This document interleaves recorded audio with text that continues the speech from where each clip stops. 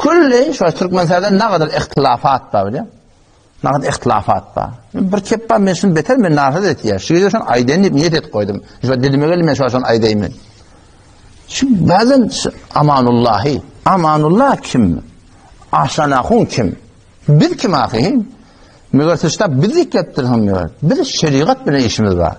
Bir Kur'an bilen işimiz var. Bir sünnet bilen işimiz var. Bir Hanefi mezhep bilen işimiz var. Bir adamın ýerinde däl.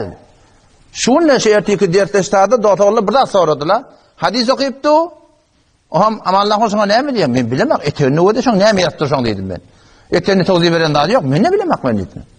Meğer qarabata şu kulli mantagan ihtilafatynyň sebäbi näme şeýle bolagys bilýär? Her kim ödünden ýörýär. Her kim ödünden aýtýar. Her kim ödünden çykarýar. Başy istat däşi. Hadis aýtdyrdan peýgamber aýtdyr Maktumulyň kitaby däşi. Şu Maktumulyň kitabynyň içinde bolan näme diýerler? O Muratturdy Qadi we gaw tagyir etdir diýip Türkmenistana muskolary bilen. Şoňa demeli diýerler. Muratturdy Qadiň kitaby wagty Maktumulyň kitabyny tefsir etme bolan içinde bolanlar nusxasy murtaýet bolan şoňky gödelýänmede bu Kur'an hadisiki arada bar. O şunu diýen 1400 arkadan gödemeller şunu. Başlardan gödemeller. Sebebi ihtilafsy.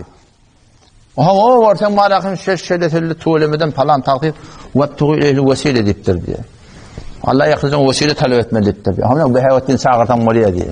Halet nevin çağırtan moliye. Onun için baba sensin 1400 yıldan birçe temsilden getip beraber bir de tavbe edeceksin söyleyenmedi. Yok da şu ödünden düdü yaşar. Onun şıraatlı var bir amanullah. El çekin amanullah kim? Her gün görsen ki men molayın aşanağım her kim onun şeriatı bir terkisek el çekin bildim. Bir kim ahim? Biz aslında bizim heysiyetimiz yok bu arada. Biz de Huday deyip veren adam, biz de şurada sokağa pantası, siz bizim gibi şunlar, nağud billah bu. Biz şeriatın yerinde, men ne dedim dedi. Men şeriatın yerinde şok olup yani. Her yerde ben halaf etsem, nağud billah geldi hamana gelecekten oturduk da, halse bir dünyanın malına. Oğlum neymi, yine de şol teessüp bilen gitmem biliyor, bir şeriat değiştiğinde Müslümanlığı. Bir adam, bir tane adam peresti yok ki bir tane biliyor musun? Benim günde bir tane şol Kuroş perestli var da şu biliyor musun? Kuroş perestli.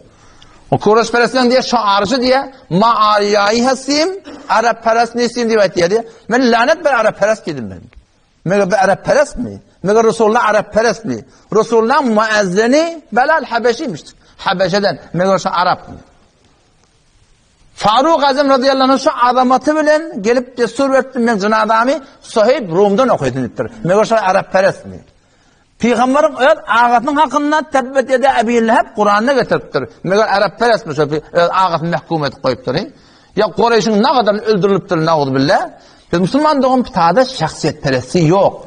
Her şahsiyet pesendi kavlat yani. Şahsiyet pesendi bolyanlar. Ben şu oğlunun usullerine hayti bir yerini edebilirek, terbiyetirek, zehirlek o da kavrak koruyan şahsiyet pesendi. O bağırın metin cemaatın sünnetin bir muhabbet edecek asen o çıkıp bir qari Kur'an bolanına qavra okuya peşin şahsiyet pesendi qavur yardın. Hayti bir ülke bolsun şeriata vara alıp vermede şahsiyet pesendide irat yok Müslümanlığın. Ama şahsiyet perest olmalı. O bir şahsiyet perest de ne men şahsiyetin yerinde ne de şahsiyetin yerinde ne de şeyde bir şahsiyeti ki bizim yerinde düşürüyor. Bir kim ahi? Şeriat bilen bizim işimiz var. Bizim gururumuz Kur'an'ın gururu, bizim gururumuz sünnetin gururu, bizim gururumuz şeriatın davatı. Bu arada hiç kim cüzdünü gireceğinden yok Müslümanlığın. Şunu adam şataydan var her yerde size dilmalman da bir formal yani falan cemaatta bir Hanefi mezhep ama bizim gururumuz yok. Adamın işimi de yok bunun. Bir Hanefi mezheptir. Her kimde Hanefi mezhep ayetse şu an biz barakim Beluş ulamalar ne kavuriyat? Ne kavuriyat şoları? Beluş bilen hem köfürde vatınacak sana ne kavuriyat şoları? Çünkü şolar şeriatta gayin tutuptur. Ötüptürler. Sonra kim kavuriyatlar? Başka işimi de yok gibi. Her yerde her kim olsun dine vara şeriata vara tebliğ eden Müslümanların bir şol adamma sıfatı veren işimiz var. Şol kefi dili almal kepte her kimde ata da yanlış yanlış. Bir de biz bile görünmüyor. Biz şeriat mı işimiz var? Biz din bile işimiz var.